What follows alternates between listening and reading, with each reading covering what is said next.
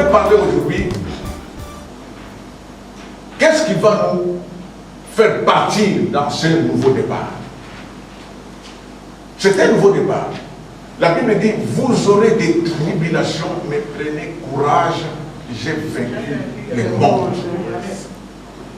Celui qui dit cela s'appelle Jésus, le grand vainqueur. C'est lui qui a vaincu. Et c'est noir sur blanc que Jésus a vaincu. Alléluia. Même si le diable continue à mettre cela en doute, mais nous savons que notre Sauveur, notre Rédempteur, notre Libérateur, il est le grand vainqueur de tout le temps. Il a fait de nous des plus qu'un vainqueur pour que nous puissions continuer notre parcours avec lui jusqu'à destination. Dans la Bible, il y a deux sortes de promesses. Il y a des promesses inconditionnelles et il y a des promesses aussi conditionnelles. Amen. Ce matin, nous allons peut-être parler des promesses inconditionnelles. Les promesses inconditionnelles, c'est seulement la volonté de Dieu qui doit s'accomplir. L'homme n'a rien à faire là-dedans. L'homme est seulement obligé de pouvoir suivre cette promesse inconditionnelle, cette volonté de Dieu qui s'accomplira certainement. Et la promesse conditionnelle, ça nous verrons peut-être si Dieu veut, la semaine prochaine peut-être si Dieu le veut, nous allons en partager.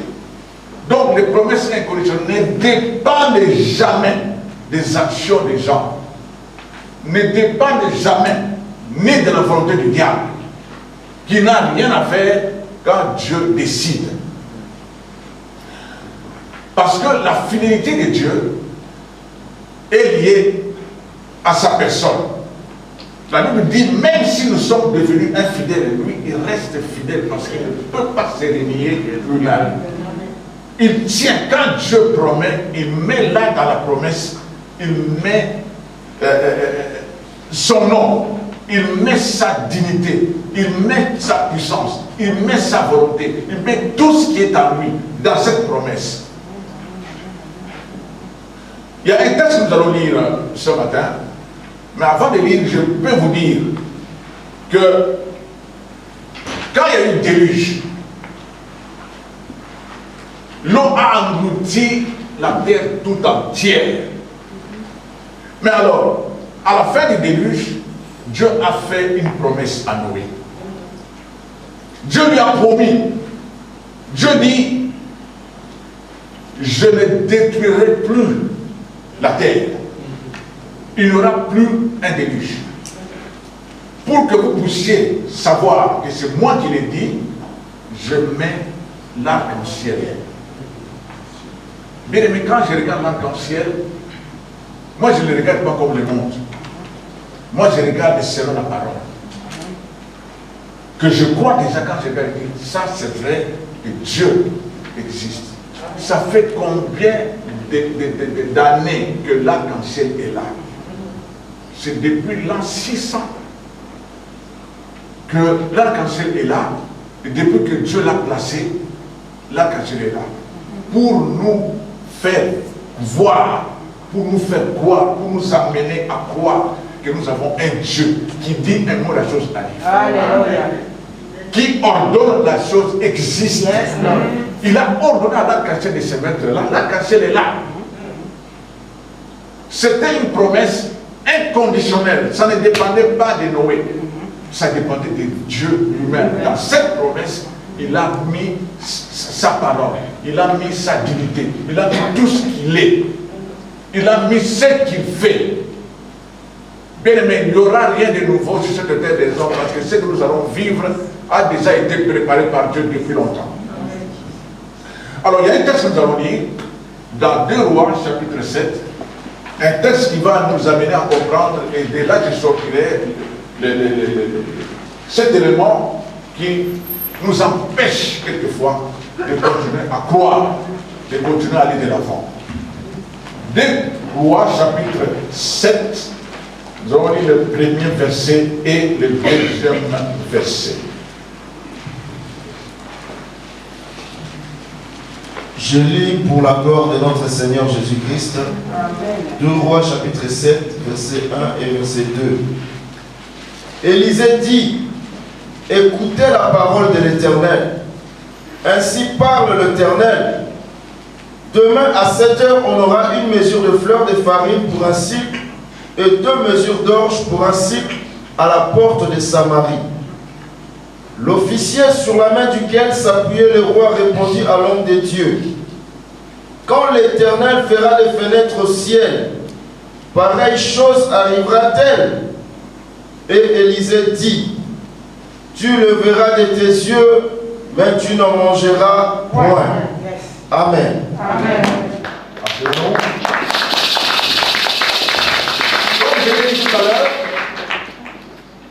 dans ce texte ici, la Bible nous dit, Élisée dit, écoutez la parole de l'Éternel. Élisée n'a pas dit écoutez ma parole, mais la parole de qui? De l'Éternel. Parce que la parole appartient à l'Éternel. La parole est lui-même, la Bible nous dit clairement, au commencement c'était la parole, et la parole était avec Dieu, et la parole était Dieu. C'est-à-dire que ce matin, cette parole, c'est Dieu qui nous parle. Bien aimé, quand tu es devant la Bible, ne pense pas que tu es devant un livre quelconque, tu es devant la parole. J'aimerais que tu puisses lever ta Bible ce matin et dire, voici ma Bible. C'est la parole de Dieu. C'est la parole de Dieu. Je suis ce que je suis. Je suis ce que je suis. J'ai ce que j'ai. Je ce que j'ai. Par la parole. Par la parole. Je puis ce que je puis. Je puis ce que je puis. Par la parole. Par la parole. J'ai ce que j'ai. J'ai ce que j'ai. Par la parole. Par la parole. Voici la parole de Dieu. Voici la parole de Dieu. Voici ma Bible. Voici ma Mais Bible. c'est la parole de Dieu. C'est la parole. Merci Seigneur. Considérons ces livres comme la parole de Dieu. Amen. Tout ce qui est écrit ici a été dit. Donc, tout ce que nous pouvons lire, quelqu'un a parlé, quelqu'un a dit quelque chose. Et ce qu'il a dit, c'est ce qui a été écrit. Pour que, quand nous allons lire la parole, nous sachions que celui qui a parlé, c'est l'Éternel. Et c'est sa parole. Et j'ai dit, ainsi parle l'Éternel. Il ajoute avec clarté, ainsi parle l'Éternel. Demain, à 7 heures, on aura une mesure de fleurs de farine pour un cycle et 2 mesures d'orge pour un cycle à la porte de Samarie. C'était une promesse inconditionnelle. C'était une parole qui est sortie de la bouche de Dieu, qui a le contrôle de toutes choses. Dieu contrôle ta vie. Dieu contrôle ce temps précis. Dieu voit tout ce qui se passe dans le monde. Dieu sait que Covid est là. Dieu le sait. Il y a eu des prophéties, c'est vrai, avant même qu'il y ait Covid, même après. Mais ce que nous devons nous attendre, c'est seulement avoir des regards fixés sur lui. Parce que ce que les hommes nous disent, ce que les hommes préparent, ce n'est pas ce que Dieu dit. Si nous voulons vivre la gloire de Dieu, nous devons rester connectés avec celui qui parle. Celui qui a la vraie parole. Ici, l'ainsi parle l'Éternel, c'est la vraie parole de celui qui parle. Aujourd'hui, il y a beaucoup qui parlent. Il y a les Allemands qui parlent, il y a les Italiens qui parlent, il y a les Suisses qui parlent, il y a les Chinois qui parlent. Mais ce sont des hommes. Qu'est-ce qu'ils connaissent de la volonté de Dieu? Rien.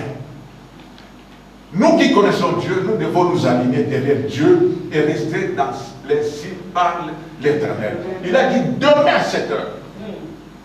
Pas après 3 jours, mais il a dit demain, parce que Dieu est bien précis. Quand il a dit à Sarah, l'année prochaine, tu auras un enfant. C'était à prendre et avaler un point de train. Vous connaissez l'histoire, nous n'entrons pas là-dedans. Mais notre message, nous continuons. Mais il y a eu un officier sur la main duquel s'appuyait le roi. Cet homme a eu le courage de se lever pour répondre à l'homme de Dieu. Quand l'Éternel ferait des fenêtres au ciel, pareille chose arrivera-t-elle? Il a mis un doute à la parole de l'Éternel. Qui es-tu pour douter de l'ainsi par l'Éternel. Bien aimé, l'ainsi par l'Éternel est répété 275 fois dans la Bible. Si nous faisons des calculs, nous allons voir l'année à 366 jours. 275 moins 366 moins 275, ça nous fait 91 à peu près. Donc ça veut dire pendant 11 mois, pendant 9 mois, Dieu nous parle de l'ainsi par l'Éternel. Chaque jour ou chaque mois, chaque jour, il y a l'ainsi par l'Éternel. Et nous devons nous embarquer dans l'ainsi par l'Éternel parce que ce que Dieu a déjà préparé pour toi, il a déjà dit. Il a déjà fait, il a déjà accompli. Alors, cet homme va dire, même si l'Éternel ferait des fenêtres au ciel, pareille chose arrivera-t-elle. Alors, Élisée lui répond tout de suite, il dit, tu les verras de tes yeux, mais tu n'en mangeras à la vache. Point. Je voulais parler pour appuyer le nouveau départ du doute. Le doute, bien aimé, c'est un géant. Le doute, c'est une semence. Cette semence devait s'arrêter au niveau du monde. Parce que dans le monde, il y a des athées qui ne croient pas que Dieu existe. Dans le monde, il y a des gens qui ne croient pas que Dieu existe. Mais cette semence, malheureusement, est entrée aussi dans l'Église. Cette semence, il ne faut pas l'accepter parce que toute semence finit par devenir grande. D'abord une petite plante, ensuite ça peut devenir un arbre. Et nous allons voir petit à petit qu'est-ce que cette semence peut provoquer dans la vie d'un enfant de Dieu. Je disais pourquoi la semence est entrée dans l'église, parce que nous allons nous rappeler de Jean-Baptiste. Jean-Baptiste, c'est lui qui a présenté le maître, c'est lui qui a présenté l'agneau. Quelque temps après, il va appeler ses disciples. Allez un peu lui demander, est-ce que c'est lui qu'on attendait ou alors il y a quelqu'un d'autre qui doit venir? Oh, mais c'est toi qui nous l'as présenté. Tu nous as présenté celui-là, c'est lui le Messie, c'est lui qui ôte le péché du monde. Mais comment est-ce qu'aujourd'hui tu nous envoies encore pour lui poser la question? Et Jésus n'a pas répondu à la question. Il a dit seulement aux gens, asseyez-vous là-bas. Ils se sont mis assis. Et ils ont commencé à vivre les miracles. Les aveugles voyaient, les paralytiques commençaient à parler. C'est pourquoi j'ai dit ce matin, tout aveuglement doit quitter sa vie. Tout aveuglement parce que Jésus est là. Là où il y a Jésus, il n'y a aucun esprit d'aveuglement. Là où il y a Jésus, il n'y a aucune maladie. Là où il y a Jésus, il n'y a aucune paralysie. Là, Jésus, et c'est lui qui devait venir. Et puis il est venu. Il est venu pour accomplir la volonté de Dieu. Il n'est pas venu pour s'amuser. Il est venu pour accomplir la volonté de Dieu. Pour ta vie, pour ma vie, pour l'Église. Pierre, qui a vécu des moments d'expérience que les autres n'ont pas vécu. Pierre qui est avec Jésus à la montagne de la transfiguration, devant la fille de Jairus. Tout ça, Pierre les a vécus. Mais à la fin, Pierre va mettre en doute la mission. Qu'est-ce qu'il va faire? Il dit, moi je rentre à la pêche. Il va entraîner encore d'autres disciples pour aller pêcher. Alors qu'il a reçu la mission, Jésus a dit, allez partout dans le monde entier, prêcher la bonne nouvelle. Pierre, suis-moi, je te ferai pêcher d'hommes. Et laisse les poissons. Mais toutes ces paroles, toute cette mission a été oubliée. Pierre les a oubliées parce que Pierre avait dans sa tête un autre objectif. Amen. Dans la Bible, nous avons des exemples de gens, même aujourd'hui, il y a beaucoup de chrétiens qui ont bien commencé, mais qui ont laissé la semence grandir en eux et ils se sont rétrogradés. Rétrogradés. Donc je disais, le doute, c'est quelque chose déstabilisatrice. Il faut faire attention avec les doutes. Ça provoque une série de questions sur les fondements même de la nature de Dieu. Tu vas voir quelqu'un commence à se poser des questions, mais est-ce que vraiment, est-ce que Dieu existe? Pourquoi j'ai pris Dieu de ma vie? Je n'ai pas de réponse. Quand quelqu'un commence à penser ainsi, la semence a pris place. Le doute est entré dans Ève. Parce que le diable est le maître du doute. Son objectif, c'est de voler, égorger et tuer. Détruire complètement. C'est ce que le doute peut faire dans la vie de quelqu'un. Cet homme, l'officier ici, quelle était sa finalité? Nous allons voir la fin. La Bible dit au verset 16 du deuxième chapitre de Genèse, l'Éternel donna cet ordre à l'homme. Tu pourras manger de tous les arbres du jardin, mais tu ne mangeras pas de l'arbre de la connaissance du bien et du mal, car le jour où tu en mangeras, tu mourras. L'ordre était bien précis. Dieu a parlé clairement. Dieu a parlé d'une manière très précise. Mais écoutez ce que le diable va dire. Chapitre 3, verset 2. Verset 3 plutôt. Non, pardon, le verset 1.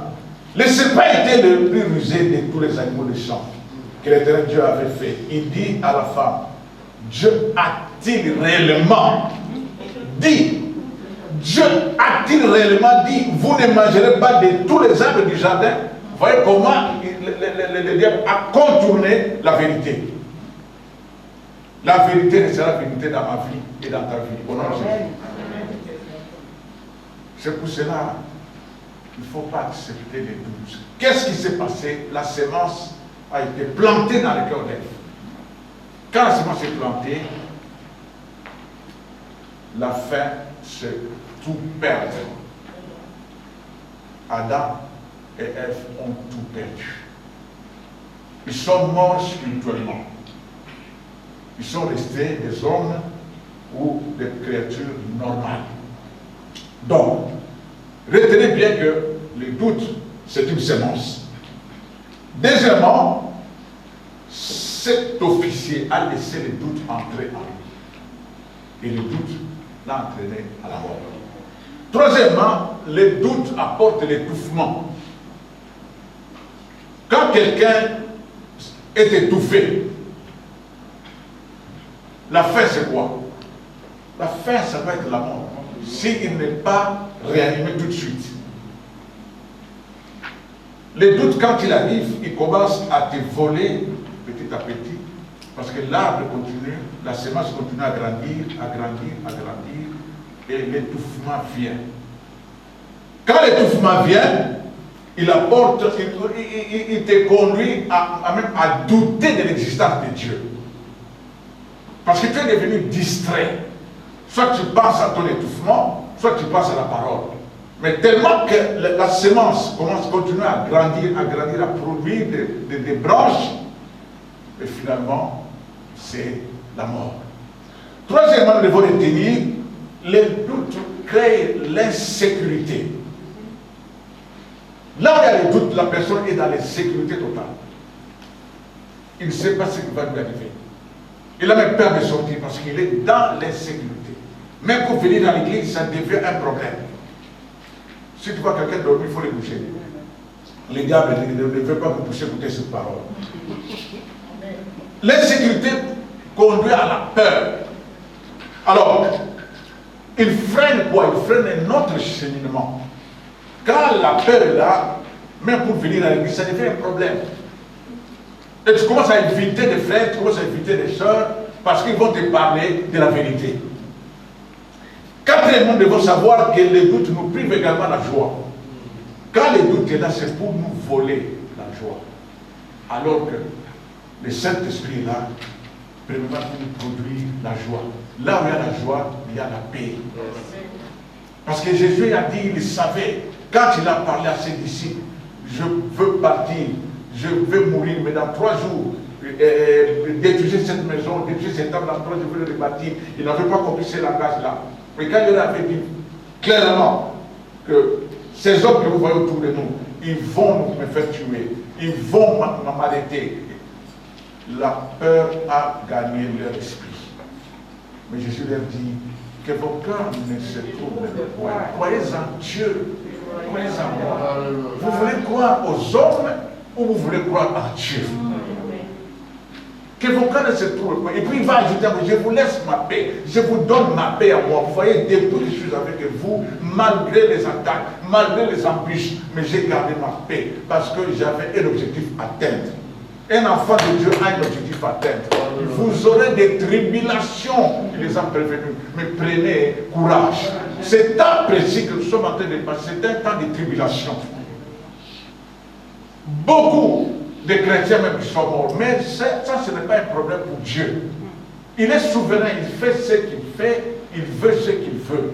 Il est Dieu. Vous aurez des tribulations, mais prenez courage.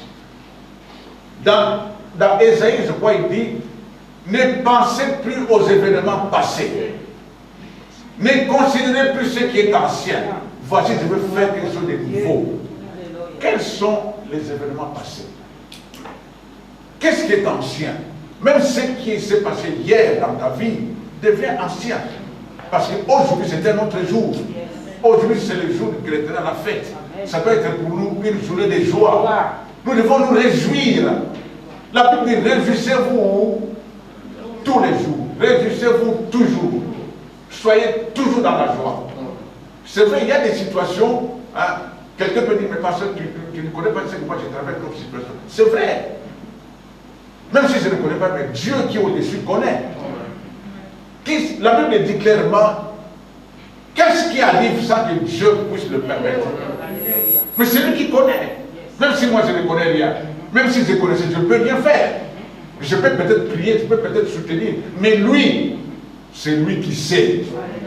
Pourquoi? C'est lui qui sait qu'est-ce qui va arriver après. Je disais, les témoins de la sœur nous a boosté encore ce matin. C'est pour garder confiance en Dieu. Se déprendre de s'il avait douté ne fût-ce qu'un seul instant, l'enfant allait échouer. Amen. Parce que l'ennemi, son objectif, c'est de pouvoir faire échouer. Mais quand on tient fort, nous devons savoir que nous irons de victoire en victoire, nous irons de gloire en gloire, parce que Jésus est vivant. Il est vivant et c'est pour toujours. Les doutes, quand ils deviennent excessifs, bien aimés, quand le doute a envahi l'existence de l'homme, on se pose, il remet en cause notre existence. L'homme commence à douter même de lui-même. Est-ce que je suis utile dans ce monde? Pourquoi je vis?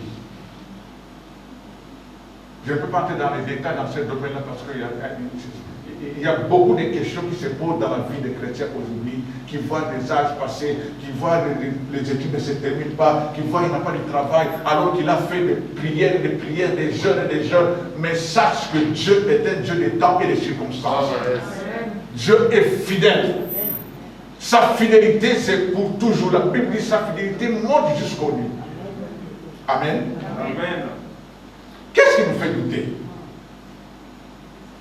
Ce qui nous fait douter quelquefois, c'est le silence de Dieu. Parce qu'on n'a rien entendu. Parce qu'on n'a rien vu. Alors, on commence à douter. J'ai dit, cette semence-là n'épargne personne. Que ce soit dans le monde, que ce soit dans l'Église. En 2010, je crois que je vous ai écouté, une prophétesse est venue nous dire, voilà, parce que j'ai traversé la Suisse parce qu'elle venait toujours en Europe pour évangéliser, elle venait des Amériques, des États-Unis. Elle descendait au niveau de Paris et puis prenait une voiture et faisait l'évangélisation, Paris, Bruxelles, Allemagne, ensuite. Il traversait la Suisse pour arriver en Italie. Quand il traversait la Suisse, on l'a connu depuis 2006. Chaque année, il venait, chaque année. Quand il arrivait en Italie, c'est nous qui l'accueillons, nous l'amenons à la maison, nous faisons les programmes, voilà, nous avons 3 jours, voilà ce qu'on va faire, voilà ce qu'on va faire, nous prions et puis on va l'installer. En 2010, quand il est arrivé, on l'a accueilli, il dit, pasteur, j'ai un message pour toi. Ah bon? Ok, je vais écouter. J'ai traversé la Suisse. J'ai vu devant moi l'image. Je te vois. Je dis, Seigneur, pourquoi? Le Seigneur me dit, va lui dire qu'il viendra ici en Suisse, là où tu es en train de traverser. Voilà le message que je voulais te transmettre. Ah bon? Bon, je vais aller là-bas. Comment? Pour faire quoi? C'est pour l'œuvre ou c'est pour le travail séculaire? C'est pour quoi? Il dit, pasteur, je ne sais pas. Je lui ai posé la question, il s'est limité à me dire, va lui dire qu'il viendra ici en Suisse. Point. Si tu veux, 2010, 2011, la prophétie s'est arrivée encore. Je lui ai posé la question, je lui ai dit, non, pasteur, moi j'ai transmis ce que Dieu m'a dit. Il ne m'a pas donné autre chose que ça. S'il m'avait révélé autre chose, j'allais te le dire. Il m'a rien dit. Mais qu'est-ce que tu veux que je dise? Si je dis, alors maintenant ce sera un mensonge. Je préfère me réserver parce que Dieu ne m'a pas dit ce que je peux te dire autre. Ce que tu veux. 2011, 2012, rien. Il est arrivé encore. Il dit, mais pasteur, moi je ne sais pas qu'est-ce que je peux encore te dire. Bon, ce que je peux te dire, tu auras un coup de fil. Voilà. Tu auras un coup de fil. Donc, attends là le coup de fil. Un peu. Amen. 2012, 2013. Silence radio. Ah. J'ai commencé à venir ici en Suisse. J'ai commencé à chercher même du travail ici en Suisse. J'ai commencé, on m'a même amené à Neuchâtel. Il y a une église qui est là-bas, ils étaient en train de chercher un pasteur à 50%. On m'emmène là-bas, on était avec des anciens. Alors, c'était une vieille église, il y a des anciens, vous pouvez imaginer, des vieilles personnes. Ils m'ont posé des questions. Et quelque part, j'ai dit, mais qu'est-ce que je suis en train de faire? Qu'est-ce que je suis en train de faire? Vraiment, est-ce que ça nettoie là-dedans? Mais non, non. Bon, je suis rentré, ils m'ont appelé pour me dire, non, pasteur, ce n'est pas vous le pasteur que nous cherchons. Vous cherchez le pasteur. Alors donc, si ce n'est pas moi, alors, et moi aussi, ce n'est pas moi qui ai décidé. Attendez, c'est que vous cherchez qui viendra. Je suis resté, j'ai dit, mais Seigneur, mais qu'est-ce que je fais? Pardonne-moi, Seigneur. Bien aimé, au mois de mai de 2014, je reçois un coup de fil qui me dit, prépare-toi, tu quittes l'Italie pour aller à Genève. Amen. J'ai appelé la prophétesse. Amen. Prophétesse, voilà ce que tu m'as dit, voilà les coups de feu qui sont arrivés, voilà ce qu'on m'a dit. Amen. Parce que je te l'avais dit. Moi j'ai dit ce que Dieu m'a dit. Je ne mange pas. Il est impossible que Dieu mange. Alléluia. Et toi, attends dans ta vie, ça va arriver au jour où Dieu a voulu les arriver. Ton mariage sera le jour où Dieu tu auras ton mari le jour où Dieu va Amen. Tu auras ton travail le jour où Dieu vous a préparé. Mais toi, reste fidèle.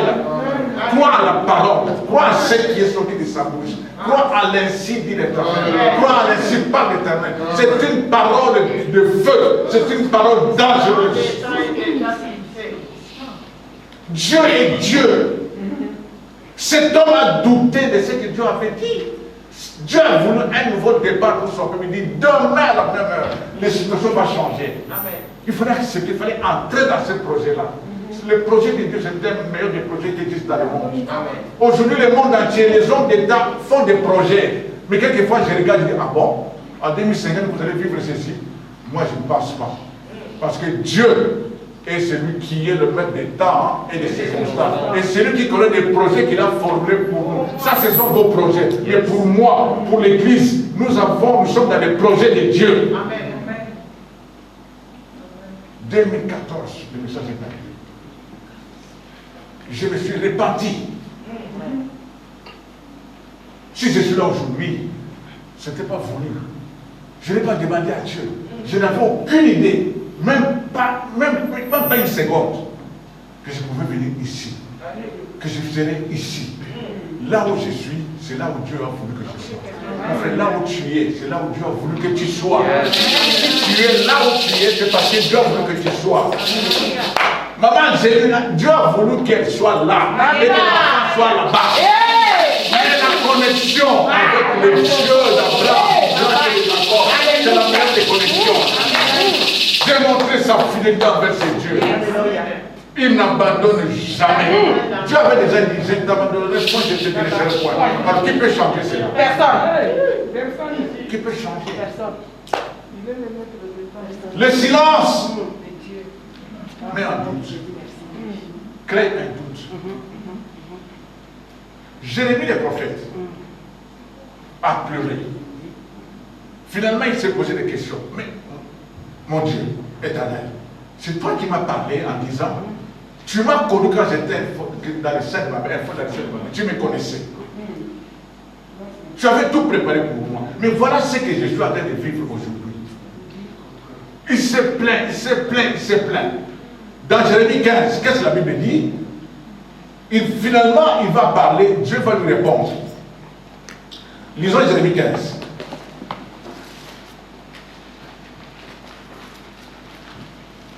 Frère, lis Jérémie 15 à partir du verset 18.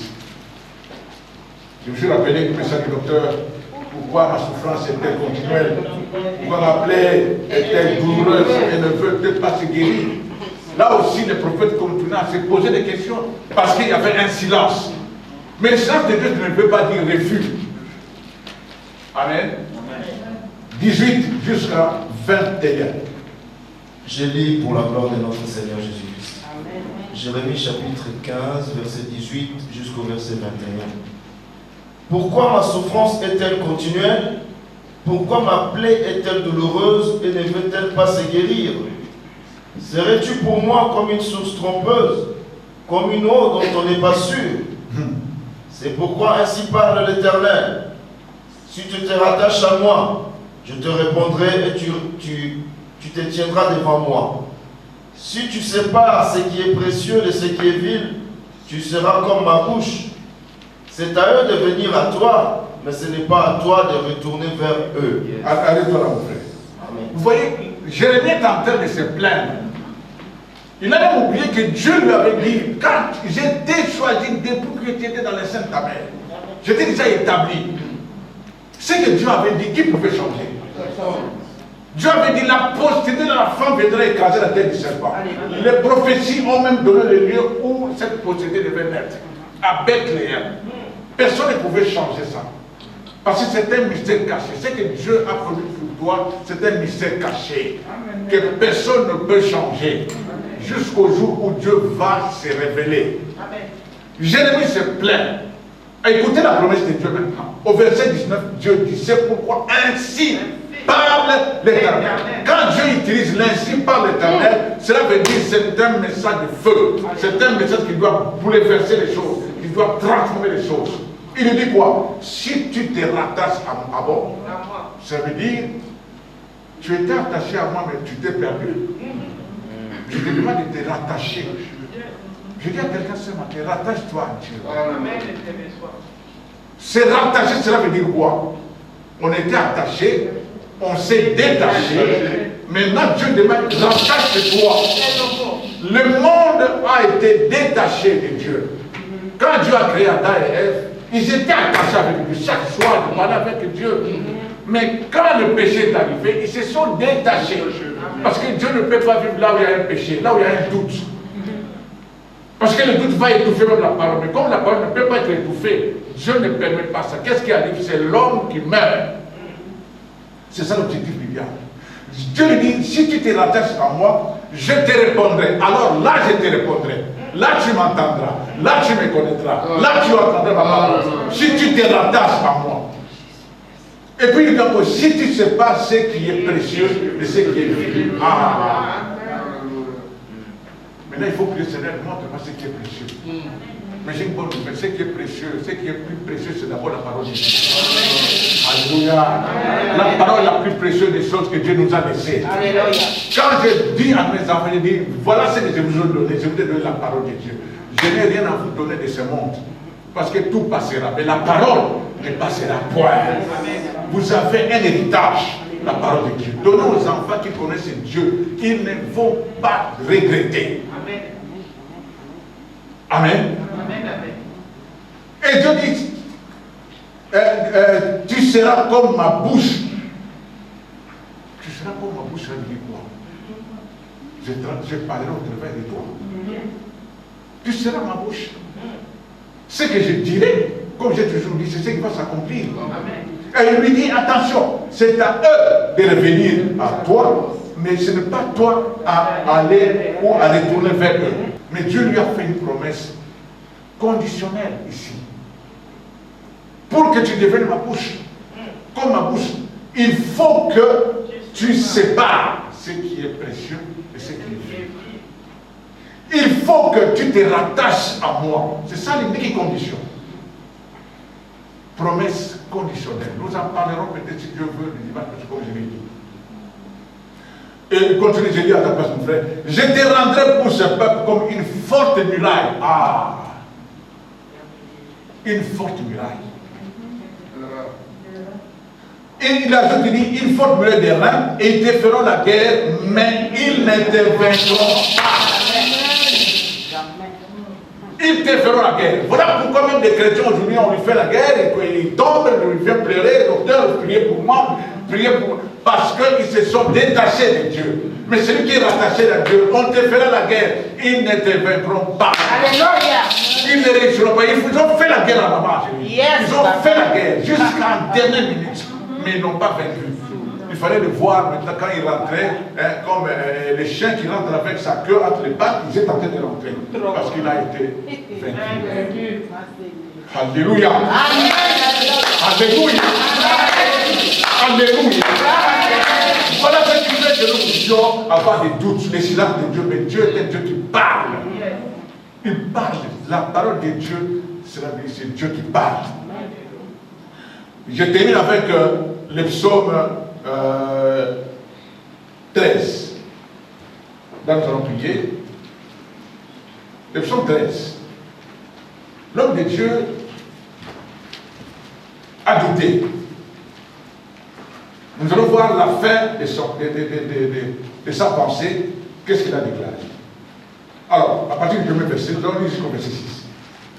Lisons la parole de Dieu. Je lis pour la gloire de notre Seigneur Jésus-Christ. Psaume chapitre 13 à partir du verset 1. Au chef des chantres, psaume de David.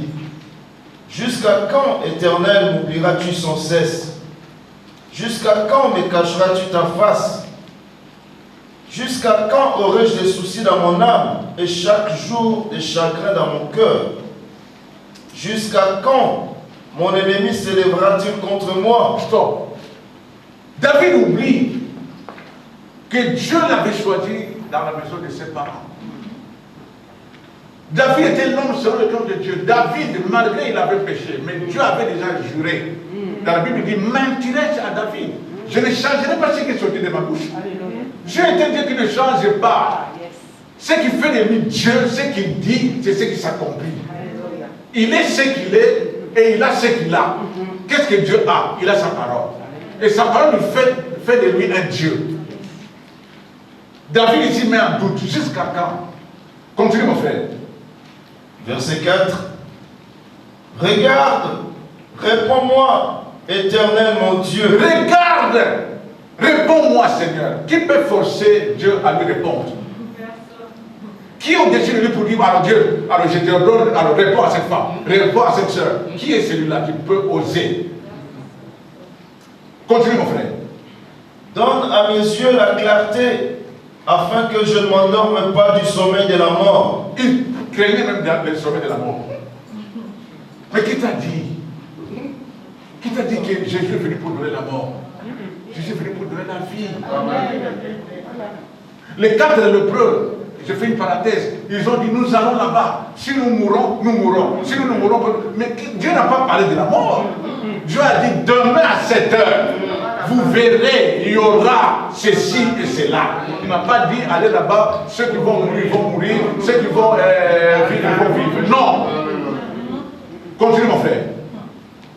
Afin que mon ennemi ne dise pas, je l'ai vaincu, et que mes adversaires ne se réjouissent pas si je chancelle. Que l'ennemi pense, que l'ennemi dise, il doit savoir qu'il a déjà été vaincu.